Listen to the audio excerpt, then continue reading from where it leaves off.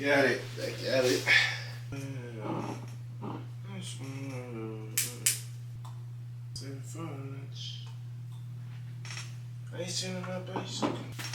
Welcome. Welcome.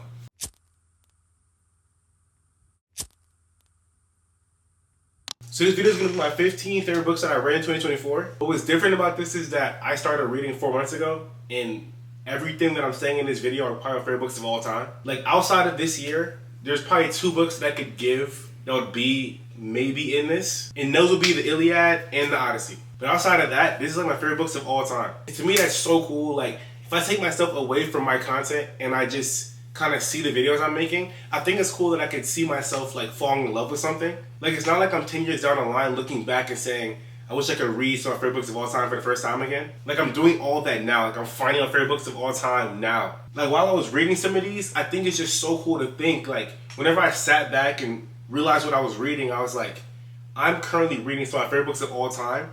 And if I'm present and I know that, it's going to be so much more enjoyable for me. Like if I could go back and watch Taxi Driver for the first time again, or like go back and hear Sentimental Education of Lauryn Hill for the first time again, or go back and see The Birth of Venus painting for the first time again, I would kill for some of those moments again because I was so enveloped into like the art I was consuming. And now that like, because I've been doing this whole surrounding myself with art thing for the past 4 years, and now that I've gotten deeper into it, and now I kind of have experience in doing this, like I now know to be more present in what I'm consuming, because I know these moments are like, I'm going to look back in 10 years and be like, man, I wish I could have that one back. And I don't want to miss it now. I don't want to mess it up right now. I absolutely love it. I think it's so cool. But let's get to the actual video. So these are my 15 favorite books, and they are loosely ranked. But please don't hold me to these. If I change my mind in like a week, don't hold me to it. I had to write down or type out the 15 books like in some kind of rough order, because if I didn't, I would change it over and over again like during the video. And I got to keep myself like kind of grounded. So I got a rough list here, but just know that it's really no order. Like 1 through 4 are a pretty solid order, but I don't think anything else that's like currently over here could surpass those. Like I would have to read something else new and then it would pass it up, or reread one of these again, or just find new love for it down the line. But where it stands right now, the top 4 is probably locked, but the rest are, give or take, could change order. But let's get to the actual video, and let me stop rambling like Macbeth in the beginning of these videos. Alright, so there is 16 books here, and it's because one of them is an HM, and there's a reason why. So I had Stoner by John Williams as my 15th on my list, but I just finished reading this less than 24 hours ago. And I'm really picky on like recency bias, and I don't want to like say this is top 15 over something else if I haven't really had time to digest the book. So I'm still going to talk about it like it's 15, but I want to add another book that I know I really enjoyed, just to like kind of even it out in my mind. I just need that kind of, you know, fallback. So my substitute, so basically my 15A, 15B, my 15B was Friend of 451 by Ray Bradbury. I absolutely love this book, and I read it in high school, and all I remember was that they burned books in it, but I didn't like really fully understand the book. Like I didn't understand the themes and what Bradbury's writing style. I didn't remember any of that kind of stuff. So when I read it again, a whole new world opened up. I thoroughly enjoyed it. First thing I want to touch on is the writing style. I think I said it in my last video, and I've said it previously before, but it's like he personified everything, and it felt like everything in the book was like a part of the story. Like he would talk about trees, the sky, chairs, just like he would talk about everything as if it was people, and he would personify everything. He would say like the walls trembled and shook, or the sky looked down upon us, or like he would personify everything, and it made it seem like the whole world was like involved. I really enjoyed that writing style, and it kind of opened me up to like more abstract or idealist kind of realism writing styles. But getting a little bit into the story, I really enjoyed Clarice's character. I thought Clarice was, I wanted her in the book longer. Honestly, I wanted her to help Montague really, I just skipped the whole premise of the book. Alright, well, a rough overview. The premise of the book is that Montague's a firefighter, but in this dystopian world, firefighters don't put out fires, they start them and they burn the books. And we just see as the book progresses, there's a spark that happens, and then Montague, he gets deeper and deeper, and he realizes what's really going on, and then he tries to not really rebel, but his mind like fights against the system. And we just see it get highlighted more and more throughout the book. So that's a rough premise. I don't even like really doing summaries like that. I think I can try and give my thoughts on it. I think that's a more convincing way for you to read a book than me just telling you what the back could say. So that's why I don't really do summaries like that, but I might try and do some rough ones. But yeah, Clarice's character was really cool, and she was a spark for Montauk that really made him like really realize what's going on. Like she would always give him like small nuggets of like being free, and I think the whole commentary of just control and like a looming hand, kind of like a Big Brother 1984 situation, where it's like you really don't control anything. And I think it shows the difference between freedom and liberty. So how I explain both of those terms is I think freedom is you can do whatever you want wherever you are. And I think liberty is more of you can do what you want in this area that I give you. Another book that highlighted that was Handmaid's Tale by Margaret Atwood. That was probably one of the better depictions of it. And that book could also be in the top 15. I really enjoyed that book as well. But I think 451 did a really good job of really portraying that kind of overhand. And honestly, I think also did a good job about like showing how it seeped into people already. Like his wife Mildred was like an actual robot for the government. Like all she did was what the government said. Her whole room was TVs on all 4 walls. No, it was on 3 walls, and she was begging Montauk at the beginning of the book to get the 4th one. So it showed how her mind was completely broken down to this. You are this. I'm gonna give you like your whole life. And even Captain Beatty, who's a little bit trickier when it comes to showing that, but I think his character also shows some small hints of like the government had made him into a soldier. And even though if you read the afterword, I think Dakota, I think it's called Dakota. If you read Dakota, we learned that Captain Beatty used to read all the time, and he was a really big scholar. But you would never know that if you just read the main book and you see the Captain Beatty's telling Montauk to stop trying to learn, stop trying to read, like to keep your head on the job. I just really enjoyed the book, and I think it's really good. I think everyone should read it outside of high school. You get way more out of it. The next book was Stoner by John Williams. Just finished it less than 24 hours ago. It was my second book club book. If you want to join the book club, it's in the bio. But something I want to say, because I still want to have some more time to digest the book, but one thing I will say is I think this is probably the best depiction of a normal life or the quiet, ordinary life that I've ever seen in any media. Now, there's a lot of movies that have portrayals of a normal life. A lot of albums have portrayal of just living a normal life.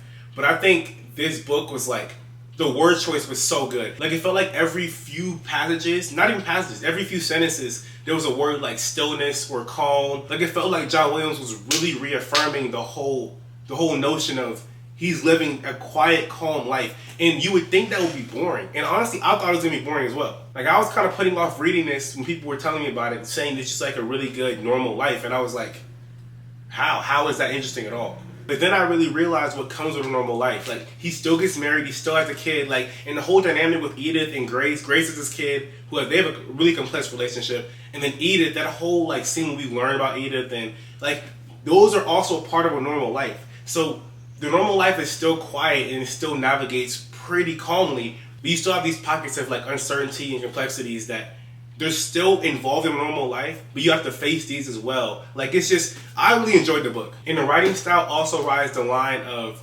Bradbury's, where it's more idealistic and more realistic. He's also another one of the more painting writing styles instead of pencil jar writing styles. And it felt like he was more broad strokes. He wasn't really trying to, like, narrow you down with, like, this means this. It was more of like he's painting a picture. Like, he wasn't trying to break you down with, like, a paragraph of explaining one thing. It's much more of like he gives a broad picture, you know. It's really good. I really enjoyed it. Great book. I recommend both of these for sure. Next book is The Consolation of Philosophy by Boethius. Some brief backstory by this book is that Boethius was in jail when he wrote this book, which is not even in jail. He was about to get executed. Like, I did some research after reading this book because I was so fascinated with that. And he got, like, brutally executed in I think 524 AD, I'm pretty sure. He wrote this, like, before execution, just talking, like, reflecting on his life. It's actual masterclass, and honestly, it could be higher on this list, which is why I hate ranking things. But some things I want to touch on with this book is the fortune wheel was a cool thing, but I'll get on that at the end. I think the first thing I'll touch on is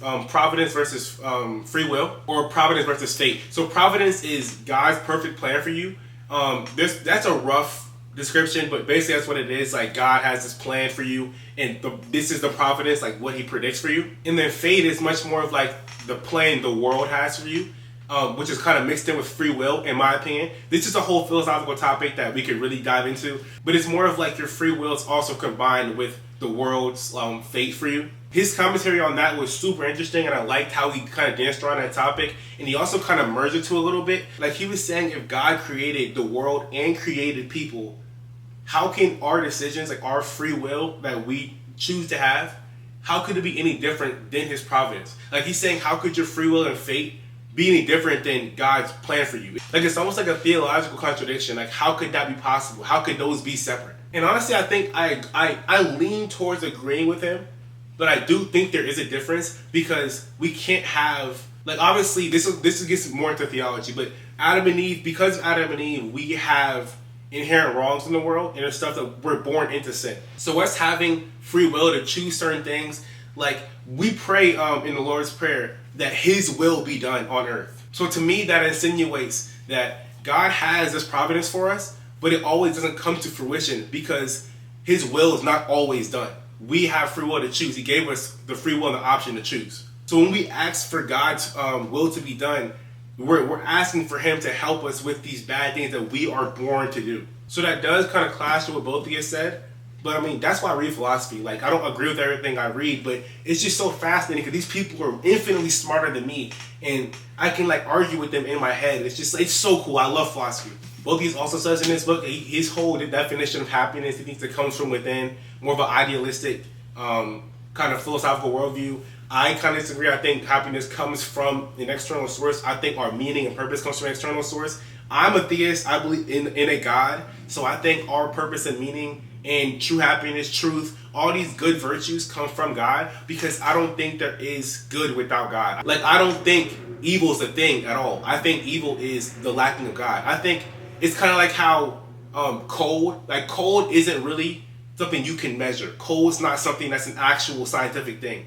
Cold is just the absence of heat. And I think that's what evil is. I think evil is the absence of God. I don't think evil is an actual thing that we can really conceptualize. But I gotta stop rambling so much. This is what I do all day in my head. I'll sit in my bed and just think about this stuff forever. But all that to say, great book. Please read Consolation of Philosophy. It's one of the better philosophy books I've read. I've read a good amount at this point, but they're not all on this list. And all the ones that are on this list, I thoroughly enjoy.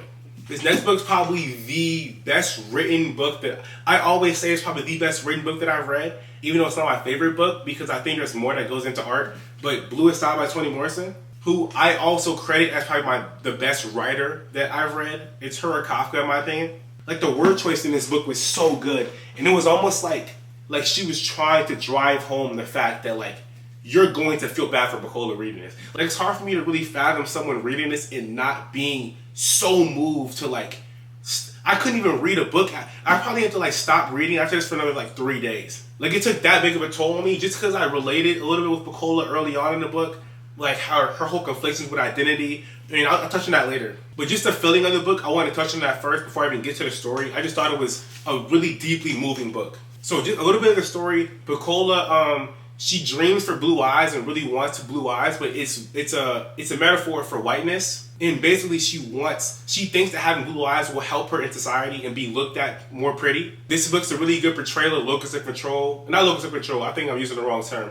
But just your society affecting you in a certain way. Because Bukola's no human is born with the thoughts of I'm inadequate. I don't think that's possible. I think that she was born into seeing the son being bred with the blonde hair, blue eyed little girl, her same age, but she's not looked at as pretty, but she is. Or she sees Shirley Temple, who has blue eyes. All the dolls that she has blue eyes. Like everything that's seen as pretty or attractive or just really accepted in general has blue eyes. So I think it's just great writing, great metaphor writing that Morrison used blue eyes as the theme for whiteness. In the whole book, it was like we saw Bukola fight with herself in her mind, like why are people not looking at me the way they're looking at other girls? And this is also displayed. There's a scene in this book with she goes to I think it's a gas station or some corner store, and there's a white man that's like giving her the food, and it was saying that like Bukola felt smaller than him even though she was shorter. So it wasn't saying physical stature. It was saying she felt less than, like she felt mentally smaller than him. And to me, that was one of the most powerful things I've ever read. I was like, she's not even worried about her being physically smaller. Because I think she knows she'll grow. She'll become grown. But she thinks she'll always be mentally smaller than him. No matter how tall she grows, it's not about physical stature. It was about how she felt smaller than him mentally. And the book's multi-generational, so we see how the line starts of like how it gets to this point. Like we saw Charlie, we saw Pauline, who's Polly also, and we saw all these people that like kind of made Bukola who she was, but they all had the same kind of like mentality. Just it's like they were all in prison to this mentality. Really good. It was really good. And then another thing, brief before I get to the next book, at the end there's a scene where someone's like playing God.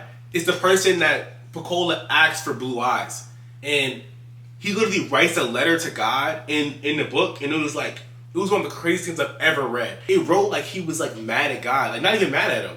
Like he was like asserting superiority over God, saying like, I just did what you couldn't do. And I won't spoil how that happens because it's probably one of the bigger things I've ever read, honestly. But he was literally saying like, yo, I did what you couldn't do. Like I am better than you. Like, it was so crazy. I was like, okay, you gotta relax, buddy. Great book though. I have to read Beloved soon. It's in my TBR for early 2025, probably like January, early February. Next book, Sentimental Education by Gustave Flaubert, or Gustave, I don't know how to say the name. So this segment of the video is gonna be pretty short because I don't know why I like this book so much. Like, it's about Frederick Moreau when he dreams of having this life where he has like a lot of women and just fame, money. Like he wants to have this high life, and he has this unfulfilled kind of like unreciprocated love for this girl named Madame, I think Auraux. No, I think it's Arnaud, like Arnaux. But basically the whole book's just about like just Parisian life, and he's really just like, the plot, it was just really, I won't say non-existent, but he's obviously there. Something's happening in the entire book. It's just like someone's life trying to get to where he's going. But I think I just really enjoyed this book because it felt like an actual movie. I think I like it so much because the book was never a chore to read. Like it just felt like I was never trudging through it. It was never that I had to force myself to read. It was just super well written. It was like a whole movie. Like if you like Wolf of Wall Street, you'll love this book. That was a recommendation I was given to read this book, and I was like, why would I read it then if it's just a movie? And then he was like, no, like trust me, you'll like it. And I see what he means. Like I don't know how someone can review this book with like in-depth themes or like there's nothing you really could do. I just really enjoyed the book. If you want to read it, please do. And you'll see what I'm talking about. How like you'll just never want to put the book down. Like I think I read this book in probably like 3-4 days, and that's not too fast, but like it's pretty long. The book's like 500 pages, and it just felt like every day I was just like, boom, another 100 pages down, boom, another 100 pages. Like it just felt like I was going through it fast. And just brief sidebar, I think Frederick Moreau is probably one of my favorite characters that I've read so far. I might do a whole kind of thing or a whole video about my favorite characters in books, so I can talk more about like his thought process and stuff like that. But it was really good. I'm going to finish this part of the video with a quote from the back of the book, which I never read, by the way. But I just picked it up to read the back to see if it said anything else about the story. But there's a quote from Flaubert on here that perfectly encapsulates the whole book. And it says, "Don't read Sentimental Education like children for diversion, nor for instruction like ambitious persons do. Read it in order to live." Literally perfect. Like, don't read it for any kind of anything else. Just read it to live through the character. It's really good, though. I got to get Madame Bovary as well, because if Madame Bovary is anything like that, I'll love it. Next book I heard was the first book I read with my book club. Once again, if you want to join it, in the bio or the caption. But No Surrender by Dostoevsky. Now, this was a big, big step for me when I was reading, just because I started reading 4 months ago once again. And the first book I picked up ever, which I don't know why I did, but it was No Surrender Ground. And I couldn't get past page 2. Like, I couldn't do it. And it wasn't like that I wasn't enjoying it, because I knew I was going to like the book. But the word choice, how it was written, I just felt like I couldn't do it. And I tried over and over again. I kept trying to reread it, kept trying to go back, and I was like, yo, it's not clicking. And now I know that I just didn't have the palate for it. I wasn't really well versed enough to read something like that. I definitely shouldn't have started with it. But when I read it for the first time, I think I finished it 2 weeks ago, I felt so good. Like, I was like, you finally kicked down that door. Basically, the book's about a man that lives in the corner of Petersburg, I think he calls it, or the underground. It's a beautiful commentary on what loneliness and alienation could do to a man. And my favorite movie of all time is Taxi Driver, the Scorsese movie. And it's honestly not even close. I think that's the greatest movie of all time. Coraline is maybe a close second, but not really. But I say that to say, this book reminded me so much of that movie, because they're both portrayals of what alienation and like self-isolation could do to somebody. But there's an obvious contrast, and with something I really want to talk about is on Taxi Driver, Travis Bickle is actually dumb, and he's intelligent in some ways, but he's not smart. But the narrator, No Surrender Ground, is an actual genius. Now, obviously, the movie, like Taxi Driver, ended worse because it's theatrics and it needs to have a crazy ending. But conceptually, I think Travis Bickle and the narrator from The Underground both ended up in the same mindset, regardless of intellect. Because in part 1, part 2 of No Surrender Ground, it's split into 2 parts. And part 1 is like a treatise manifesto style writing, where he critiques a lot of stuff in society, and he's basically just like giving his input on society and the human condition. And part 2 predates part 1 chronologically, but we see how he got to that mentality. But in part 1, we see he really talks about his biggest critique of society is intentional inaction and people knowing they should do something and not doing it. But it was a paradox because that's what he does every single day. And the craziest part about it is not really his fault.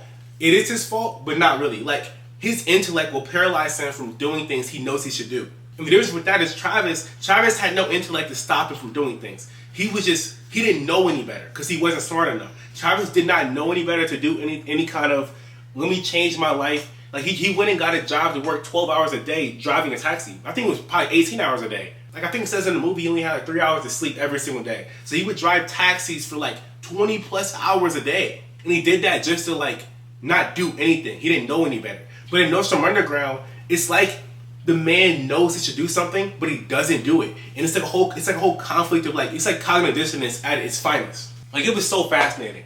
And the last thing I want to say about this is it's called The Beautiful Unlofty is what he calls it in the book. And how I took that is like the perfect life a human can live is the beautiful and lofty. And the narrator says that's not a possible thing to happen. And you would think, why would you even say that? That's kind of crazy. And honestly, I kind of agree with him. Here's what I'm saying. So basically, there's like, I'm pretty sure you said in the book, let's say there's a chart made by the smartest people in the world that takes your personality, your dreams and aspirations, and all the things you choose to do in life, puts it in a chart and makes the best possible life for you. So where like, if you make these step-by-step decisions, you cannot live a better life than this. And he was saying that like 99.9% of your mind would go with that. Why would you not? But he's saying that 0.01% is stronger than that 99.9%.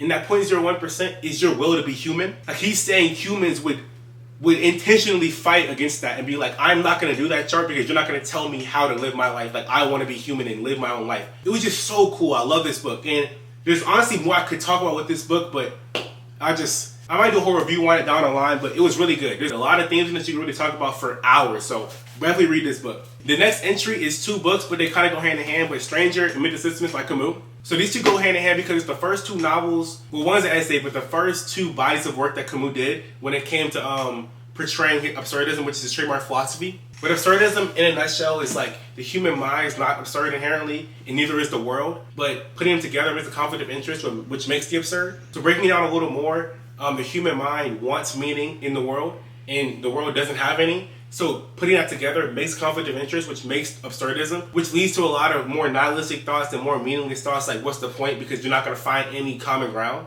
In the book, The Stranger is written as a novel, and it's not really written as a philosophical work. But it was very clear that the Mersault, who's the main character, his name was main character. Mersault's his last name, but it's very clear that he portrays absurdism because he doesn't care about anything. He's so detached from life. It was really fascinating to read. It kind of reminded me of Stoner now I think about it.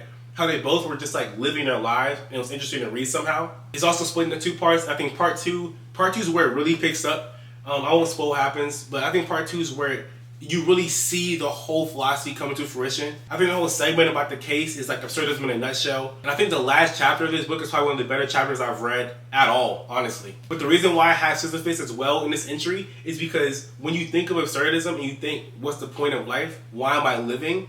That question arises when you start reading stuff like this. And the next book Camus wrote addressed that thought. And in Sisyphus, he brings up like suicide and a lot of darker topics like that. But he gives it more of like a optimistic spin to it, which I was really not so predicting. Where basically in this book, he's saying that he compares life to the whole punishment of Sisyphus, who in Greek mythology, he's in Tartarus. And Tartarus is like an eternal punishment where you do the same thing over and over again. And Sisyphus' punishment was to push a boulder up a hill, and if he ever got it over the hill, he would get out of Tartarus. But every time he would get it to the top, it would fall right back down. So he compares that to life, saying life's the meaningless the same way him pushing up the boulder makes no sense. But he puts a spin on it and says that imagine Sisyphus being happy or like having a smile on his face. And it's kind of like a mindset switch of like, yes, everything's meaningless, but what's the point in being negative about it? You can't control it. So you might as well be happy, like not happy about your situation, but you being mad and really getting nihilistic about it makes no sense. It's almost like a real inherent contradiction.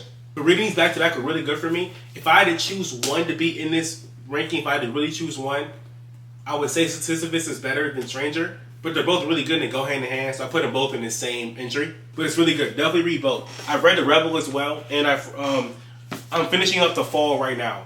Those, I don't think either one of those will be in the top 15, but they're also good reads. The next book I got here is my most recent philosophical read, and it's The Will of Power by Nietzsche. I absolutely enjoyed it. He critiques religion in here. He critiques nihilism. He critiques morality, ethics. And then I think that's just part one. And then there's a split in the book where he talks about everything else in the book, talking about the will of power itself. And basically the will of power is like the indubitable human spirit that we have. Like he gives a name to the concept of like that force that's driving us to do certain things. Then in part two, he talks about the will of power as art, the will of power in nature, the will of power in society. Like he almost personifies the will of power and gives it life. And like he really talks about it as if it's a certain thing that we can control. He's definitely one of the harder reads I had to read, because it wasn't like it was hard to read per se. It was just more of like his word choice was so meticulous that it felt like I had to really give my full attention to it. And I'm super excited to get into more Nietzsche, because I'm pretty sure I picked a good book to start with, because I heard Will of Power is what he always references back to in his other books. And the will of power itself, like he really says in the book that the will of power is the world, or the world is the will to power. Like I'm pretty sure the quote in the book is the world is the will of power and nothing else, and you yourself is the will of power and nothing else. Like he really gives life to this thing, making it seem like it is this consuming thing that no one can escape from. And honestly, when I do this philosophy video, I'm going to dive even deeper into it, just because I don't agree with 80% of this book, if not more than that. And honestly, I'm not some philosopher, so I need to like get better with the word choice and how to really frame my ideas and really give it life and conceptualize it. Because right now, I know I don't agree with him, and I have like the concepts in my head to disagree, but I don't have the words. And maybe my whole stance against the book is his whole thoughts on religion and meaninglessness, or how he sees life as being this more like just the world spinning and we can't do anything about it kind of mentality. So I know I disagree, but I'm going to read some more, probably get some better word choice, and I'm really going to try and conceptualize and like sit down and really critique the will of power. I think that would be a really cool video. Hopefully I can get that out eventually. But I read stuff like this on purpose because I don't want to aid a confirmation bias and only read stuff that I know I agree with. Like I knew going in I wasn't going to agree with this, but I wanted to have something that I know I disagree with, because that's why I'm reading. I'm reading for growth. I want to get better in my mentality. I want to have a better worldview, better outlook on life. And I have a set worldview now, but it's like I need to test it so I know what I'm seeking is truth. Like I want to know and believe and have whole faith in what I'm believing is true, but I don't want to just aid that over and over again. I want to test it with other ideologies, other theologies, and other philosophies that could honestly contradict mine. Like I think my next few reads are going to be Atlas Shrugged, Ayn Rand, I have to read soon, Communist Manifesto.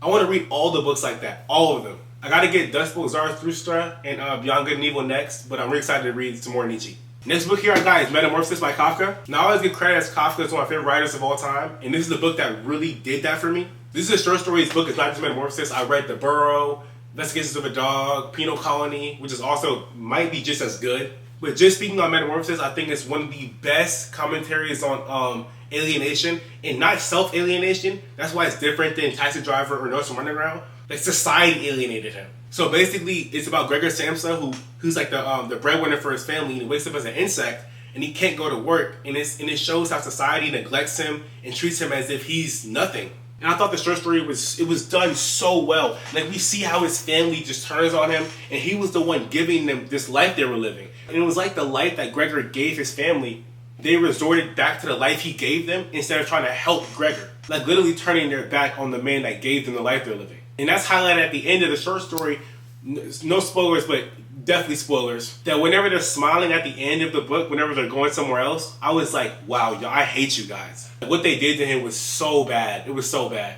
I honestly might do a reread of this soon, just because there's a lot I remember from the book, but I read it super, super early on, and I want to get even more about it because I'm going to do a whole video on Kafka soon. So be on the lookout for that. But Metamorphosis was super good. And also read The Burrow, which is also, I think that's a commentary on paranoia. That was really good. Penal Colony is another form of like almost absurdism. Even though like that's not the intention, I just saw a lot of absurdist kind of value in it. I'm going to do a whole video on Kafka, so I'm not going to speak too much on Metamorphosis because I'm doing a whole breakdown of Kafka soon. But please read this and read all of Kafka's stuff. The next book is the book that got me into reading. Absolutely love it. It'll always be on this list somewhere. The Picture of Dorian Gray by Oscar Wilde is the book that changed everything for me. Basically, it's about a young aristocrat named Dorian, handsome, everyone loves him, he can do no wrong in society. And something one man told him, which is Lord Henry, he told him that your youth and your beauty is all you have in life, because nothing else really matters. And that one thing skews his mindset to where he sees a painting that his friend Basil just did,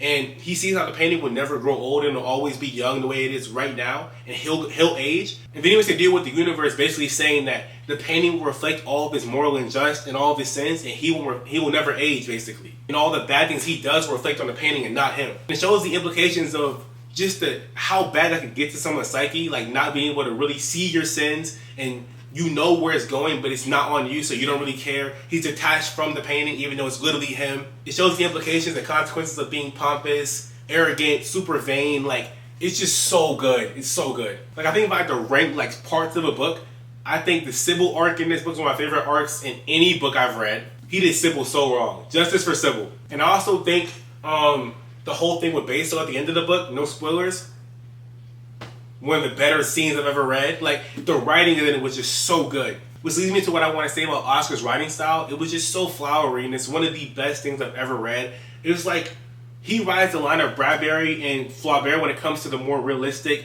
abstract painting kind of writing style. But he also adds in some of the Kafka and Morrison, where it's like, there's some parts of the book where it's more intentional with what he's saying. And it's a very clear word choice shift. But you would think that's a bad thing, because you would think that like it gets confusing, but it doesn't. Like, it's a perfect balance of meticulous word choice and abstract writing. It's so good. This book's also the one that got me into philosophy inherently, even though it's not a philosophical work. I love how Lord Henry was speaking. Even though I hated the character, I was like, the way he speaks is so profound, and like I want to read something that sounds like him the whole book.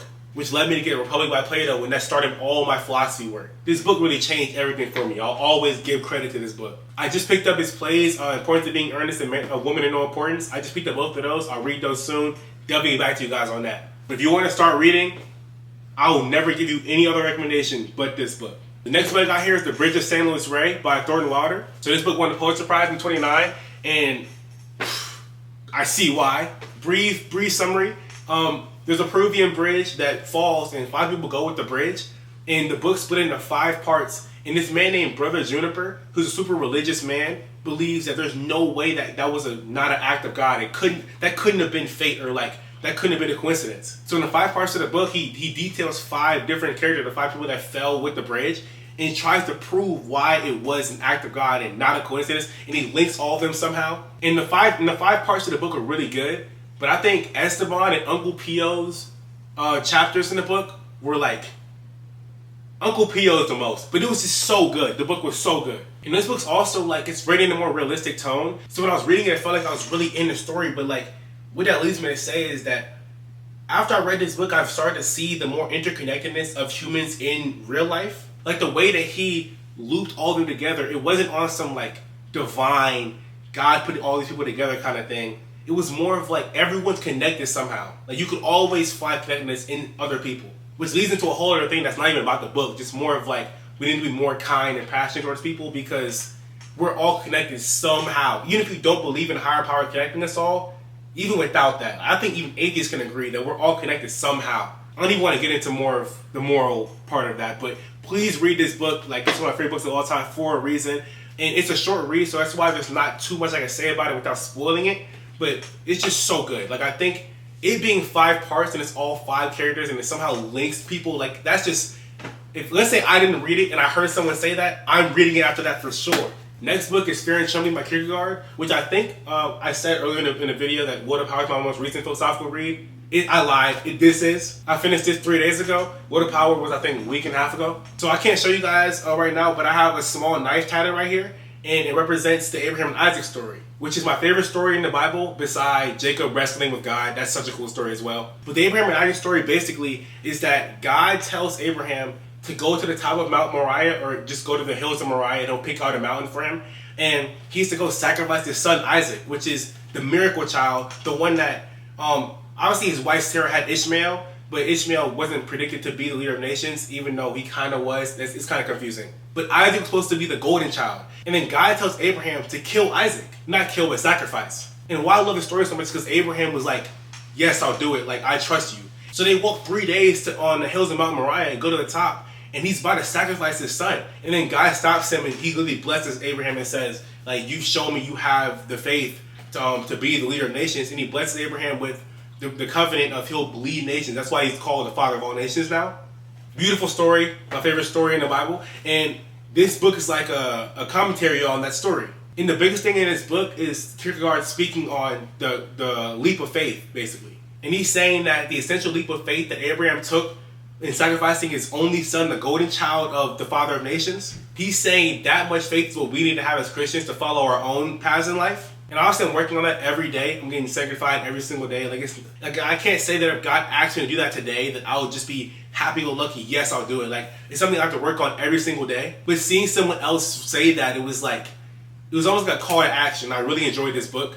But even getting even deeper into it, into the book, not really the themes, but the attunement in this, in the beginning of the book, it tells 4 different versions of the Abraham and Isaac story of how it could have went. And then it compares them to a mother breastfeeding her child. And like, who represents who, like, who's the mother, who's the child, who is the actor breastfeeding, like, who are these, like, is it Isaac, Abraham, God? Like, you can like put the pieces together, and it's so good. Like, I wasn't smart enough to like pick up on that instantly. I had to look it up, and like, I was talking with someone on Reddit. I know, crazy, but I was talking with someone on Reddit saying like, yo, what does it like really mean? Like, can we really get into it? And it was so mind blowing. Like, honestly, if you don't read Fear and Trembling, just look up online. It's online. I literally checked. Look up the Attunement of Fear of Trembling, and please read it and tell me your thoughts about it. Like, even if you're not religious, you've never heard of the story, you'll get so much out of the Attunement. Masterclass book. I just got one. It's right here.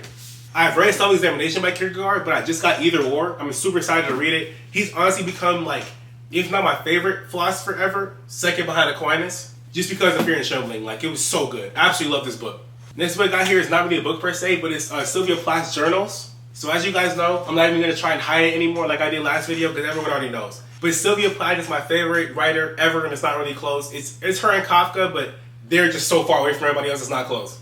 And this book was like, it really just showed me how troubled and torturous Sylvia really was. And honestly, sometimes I honestly felt bad about reading it, let alone enjoying it. Like, I almost felt sadistic, and it was a kind of a weird thing I had in my head, like, should I even be reading this? And I think it's just so authentic, because when Sylvia was writing, like, there's literally like highlights, or not highlights, but like underlined circles, drawings in here. Like, it just felt like I was really like, she was really talking through the book. And honestly, I really like this book so much because it leads to The Bell Jar, which is like, The Bell Jar is one of the most sad and depressing books that I've ever read.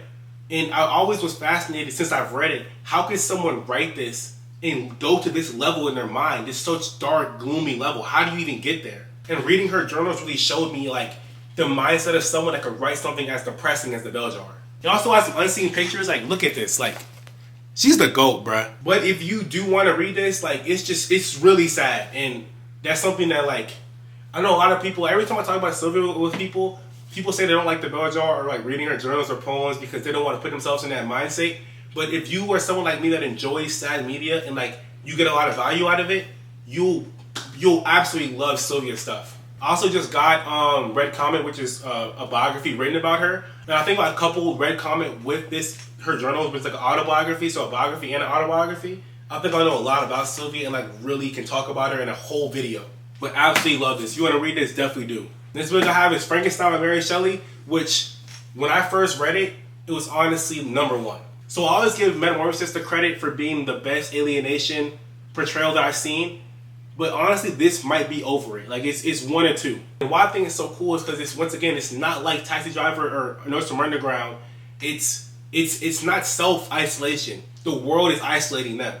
Like, the monster in this book, like, you guys know how it worked. Like, Dr. Frankenstein made this monster and like literally isolated it. And it's crazy because the monster didn't know anything else. Like, he was having questions in his mind saying like, why? Like, what did I do? Like, I didn't do anything. I didn't ask to be here. And it shows a mind state of like, even though it's not a someone per se, it shows the mind state of someone that you could put themselves in this book and really see like, what did I do wrong really? And it's such a powerful read to me just because of the difficulty of Mary Shelley's like writing in this. Like, how do you write something like that? Like, I know it sounds crazy. I think I said it last video, but writing something about confusion or happiness, I feel like that makes more sense than, like, how do you conceptualize society isolating you and how that feels? Like, how do you really write that? It was so good. Like, there's a lot I can really say about this, but this might be another book that I really talk about more in depth in a full video. I think I have 4 copies of this book too. Honestly, if you want a copy of this book, message me. I'll literally send it to you. The last thing I'll say about this book, I think chapter 5 and 6 of Frankenstein is probably the best segment of book at all that I've ever read. So if you don't read anything, it low-key stands alone. Like, you need to know what's going on, but if you have this book, just skip to chapter 5 and 6 and then go back and read all of it. But 5 and 6 to me are masterclass work. I absolutely love this book. Please read it. The next book was a recent read that I just finished that I put on my story the other day on my social media that this might have passed my number 1. Like, this could be my favorite book of all time. And it honestly still might. I had to give it some time. I just finished it like 3-4 days ago. But the Book of Disquiet by Fernando Pessoa. So I'm still really trying to grasp my thoughts on it. It's been more time than like Stoner, when I just finished. But it's been like almost a week. So I've had time to think about it. And it's just, it was so good. Like, so this book's semi-autobiographical. So Fernando Pessoa is speaking through Bernardo Soares, who's the main character of the book. And it's about a man that's really trying to find himself. And it's like, it's written in fragments of like there's like 300 plus fragments in the book. And it's some of the most profound existential thoughts that I've ever read in my entire life. Like when I read like entry 1, 2, and 3, I was like, what am I about to get into? Like I've never ever read something like this. And it just felt like I've heard Proust and Foucault are also like this, so I need to read them as well. But it felt like it was like a dream the entire time. Like the word choice felt to me so like lofty and more like listless that I felt like I wasn't even reading at all. Like it felt like I was like just going with the book. Like I felt like I was moving with Bernardo. And then he just goes in and out of meaning in life. He's trying to find meaning. There's a lot of interest in the book where it just talks about like the futility of life and like what are we really doing. And then it's followed with 2 entries later of like the most profound meaning you'll ever find in life. And then 2 entries after that is really talking about right back to the lawless and futility of life. Like it was a whole ride of just like, it felt like a lucid dream. It felt like I was like, it felt like I was Bernardo, because the way it's written, it's like he gives you time to think. Like it was like, it's some of the best writing I've ever seen in paragraph form. Like let's say the first 2 sentences, let's say the first 5 sentences are speaking through Bernardo, but then it'll flip somehow, and then there's like a brief 2-sentence portion of the paragraph where he's talking like to the reader. To where it's like, am I doing it? Is he doing it? Like, am I living this or are you living this? Are you trying to speak to me through a manifesto? Like, it was so good. And honestly, I might reread it, honestly. I want to do a whole review on this book. I think it's so fascinating. Like, it felt like a ruminating state. Like, it felt like it was like a spatial ruminating, like, I didn't even feel like I was reading. Like, the whole part of part 1 is literally called a factless autobiography. Like, I was like, bro, what am I reading right now? I absolutely loved it. I think it's so good. Like, it's so good. I would not be mad if this was my favorite book of all time. But there's a special place in my heart for number 1, and I don't think it'll ever change. So, I'm sorry, but it's number 2. I need to get Pessoa's poetry super soon. I've heard that this book was amazing, but people say his poetry is better than the Book of Disquiet. So if the poetry is better than this, I don't even know how that's even possible. Like, how could you even write poetry better than this? Like, man, I'm excited for it. But number 1, you guys already know. The Bell Jar by Sylvia Plath is the greatest book of all time. The greatest book of all time. I've said it a million times. You guys are probably tired of me explaining The Bell Jar, but I don't think there's anything better than this. I'm really big on meaningful people doing things with purpose. Like, I'm really big into creative expression. That's why I love art so much and just love media so mumuch. And from what I've garnered from the past 5 years to really throw myself into art is that depression, spiraling, neglection, there's a sector of emotions and topics that are just hard to conceptualize. And I haven't seen a better depiction of depression in my entire life than The Bell Jar. Even if you go over depression, just go sadness. I haven't seen anything in the whole realm of sadness better than The Bell Jar. Like the painting Stanzik in the album Blonde are 2 things in the media that I would even put on the same level of sadness when it comes to just depicting it somehow in art. But I don't think either one is better than what Sylvia did with this. So like the Book of Disquiet, it's also semi-autobiographical, and Sylvia's speaking through Esther. And then if you read her journal, she talks about why she does it, because she didn't want to give power to the depression that she was feeling. So she wrote it through Esther instead of saying Sylvia Plath in the book. But Esther was written so well, like, it's just so dark to read someone that just doesn't want to live so bad. Like, it felt like every 2 pages you're reminded of, and it wasn't even like she would say it, because we're in her mind, so she would just think it. or like something would happen externally and like make her think a certain way. And it just felt like we were reminded every like a few pages, like she could be gone in 2 seconds and it'll be by her own hand. Like it just felt, it was so dreary and droopy. And in this book, after I read it, brief sidebar, it made me see the world around me so much different, because the reason why Esther was the way she was because no one around her cared enough to really give her the help she needed. But in their defense, just playing devil's advocate a little bit, Esther would never really show it. She would always show little hints trying to get someone to help her, but she never really showed how depressed she really was. So that made me think in real life, how many people could really be going through something super depressing like that and really not want to be alive and not really showing it. And it made me be more observant to things that they could be doing to really show people that I'm not okay. Because in the bell jar, Esther would do small things like that and no one would really pick up on it. So it just made me think in real life, like how many times have people done stuff like that to me that I haven't really, it made me feel so bad. I was like, yo, this is so powerful. Like this is an absolute masterclass. There's nothing better than this. This is the best book of all time. Like one of the last lines in the entire book is, I took a deep breath, listened to the old brag of my heart, I am, which was so powerful. I think I've read that one line over 100 times, because every time I read it, I hear like a heartbeat instead of I am. It's like I am. Like it's so powerful. I'm gonna get that tattooed soon. I don't know where, but I'll figure it out. Greatest book of all time. If you want to read it, please do. But definitely forewarning that it's one of the saddest things I've ever read in my entire life.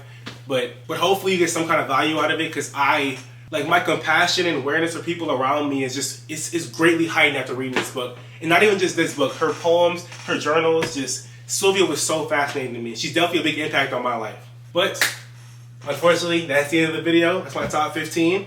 It's a rough ranking once again, but I just don't hold me to that. It'll probably change in a week. But I absolutely love you guys for watching this video. I cannot thank you guys enough.